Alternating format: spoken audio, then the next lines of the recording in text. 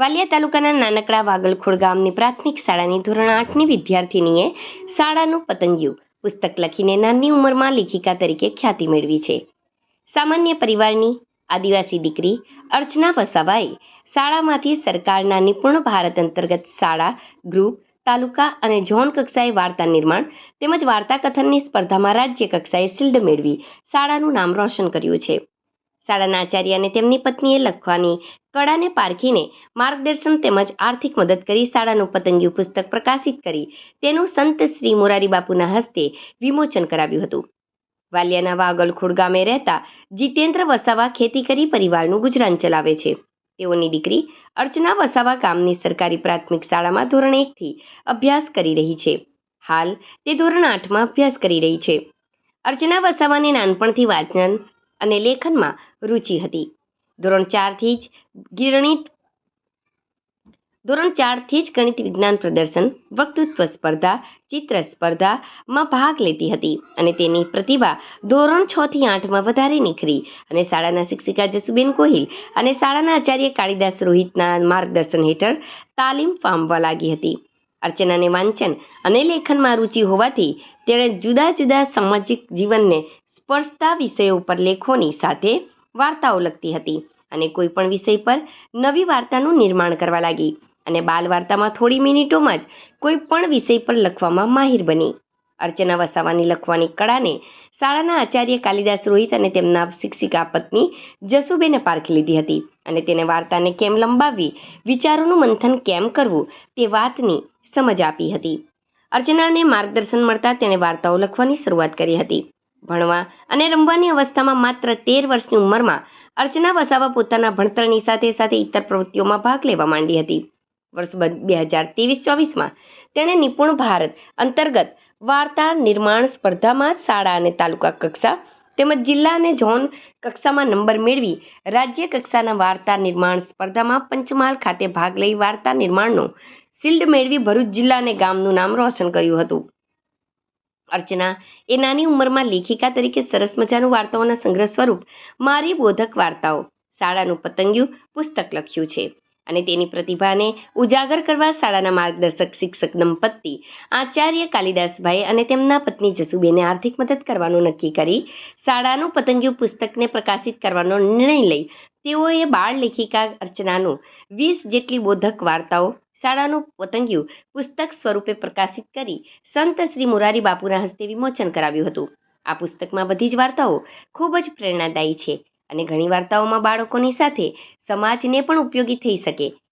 અર્ચનાએ રાજ્ય કક્ષાના મંત્રી પ્રફુલ્લ પાનસેરિયા હસ્તે પ્રશસ્તિ પત્ર મેળવ્યો છે, ત્યારે બાળ લેખિકા અર્ચનાએ ગામનું અને શાળાનું નામ રોશન કર્યું છે. નમસ્કાર, હું વસાવા અર્ચનાબેન જીતેન્દ્રભાઈ. હું એક નાનકડા ગામ વાગલખોડમાં ભણું છું અને હું ત્યાં રહું છું અને મને વાંચવા લખવાનો ખૂબ શોખ છે અને મને લખવાનો વધારે ઇન્ટરેસ્ટ છે કે હું વાર્તાઓ પણ લખું છું. જ્યારે અમારી સ્પર્ધા હતી ત્યારે મેં સ્પર્ધામાં ભાગ લીધો હતો અને સ્પર્ધામાં 20 મિનિટમાં મેં વાર્તા લખી હતી અને મેં શાળામાં, તાલુકામાં, જિલ્લામાં અને ઝોનમાં નંબર મેળવતા મેં રાજ્ય કક્ષાએ ગઈ હતી અને રાજ્ય કક્ષાએ પંચમહાલ ખાતે ત્યાં અમને શિલ્ડ મળ્યો હતો. તે બદલ હું ખૂબ આનંદિત છું અને મારું પુસ્તક વિમોચન પણ થયું છે જે પરમ પૂજ્ય શ્રી મોરારી બાપુના હસ્તે થયું છે. મને ખૂબ ખુશી થાય છે કે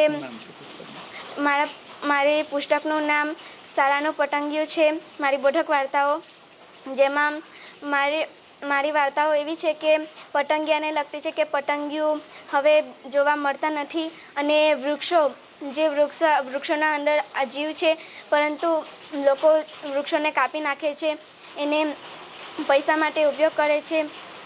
પછી વેડીખોરીને માટે પણ મેં વાર્તા લખી છે. એ રીતે મને માર્ગદર્શન આપનાર સાહેબ શ્રી કાળીદાસ રોહિત અને જસોદાબેન ગોહિલ એમના થકી હું વાર્તા નિર્માણ કર્યું છે. મારી પુસ્તક શાળાનું પતંગિયું. જય હિન્દ, જય ભારત. નમસ્કાર, પ્રાથમિક શાળા વાગલખોડ, તાલુકો વાલિયા, જિલ્લો ભરૂચ. હું આ શાળાનો મુખ્ય શિક્ષક કાલિદાસ ઝવેરભાઈ રોહિત અને મારી સાથે મારા શિક્ષિકા આ શાળાના બેન જસુબેન ગોહિલ છે.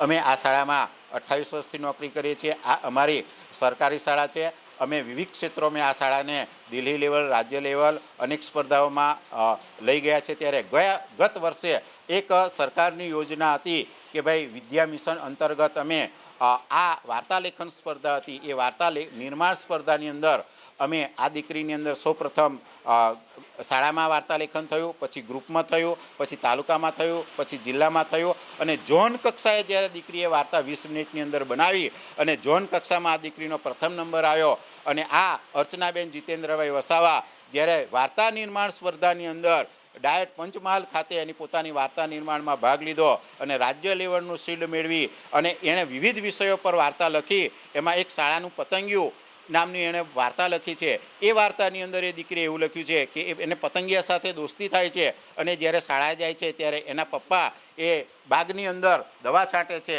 અને એ દવાથી પતંગિયું પોતે તરફડે છે અને મરી જાય છે. ત્યારે એના પપ્પા સાથે ચર્ચા કરે છે કે આપણે ઓર્ગોનિક ખાતર કે ઓર્ગોનિક દવા વાપરવી જોઈએ, આવી જંતુનાશક દવા વાપરવી જોઈએ નહીં. પ્લાસ્ટિક બચાવો, દેશ બચાવો, વૈદિક હોળી, આવા અનેક અભિયાનો આ દીકરી સાથે અમે કર્યા છે. અને આ દીકરીએ જ્યારે રાજ્ય લેવલથી શિલ્ડ લાવી ત્યારે મને એક વિચાર આવ્યો કે આ દીકરીનું એક સરસ મજાનું પુસ્તક બનાવીએ વાર્તા લેખનનું. અમે મોરારી બાપુના આશીર્વાદ લીધા અને વાર્તા લેખનની એક સરસ બુક અમે પતિ પત્નીએ આ રીતે છપાવી. એનો તમામ ખર્ચ અમે આપ્યો છે અને આ દીકરીને વાર્તા નિર્માણની અંદર અમે એનું વિમોચન જે છે પરમ પૂજ્ય મોરારી બાપુએ ખાંડા મુકામે એમની કથાની અંદર વિમોચન કર્યું છે. આમ એક ગુજરાત રાજ્યની 13 વર્ષની ઉંમરે આ દીકરી પ્રથમ લેખિકા બની છે. એમનું આ શાળામાં અમને ગૌરવ છે. અમારી શાળાની અમારી દીકરી 13 વર્ષની ઉંમરે લેખિકા બની એ બદલ અમારી દીકરીની જે ટેલેન્ટ છે એને પણ હું એના માતા પિતાને ધન્યવાદ આપું છું, શાળાના શિક્ષકોને ધન્યવાદ આપું છું. જય હિન્દ, જય ભારત, જય જય ગરવી ગુજરાત.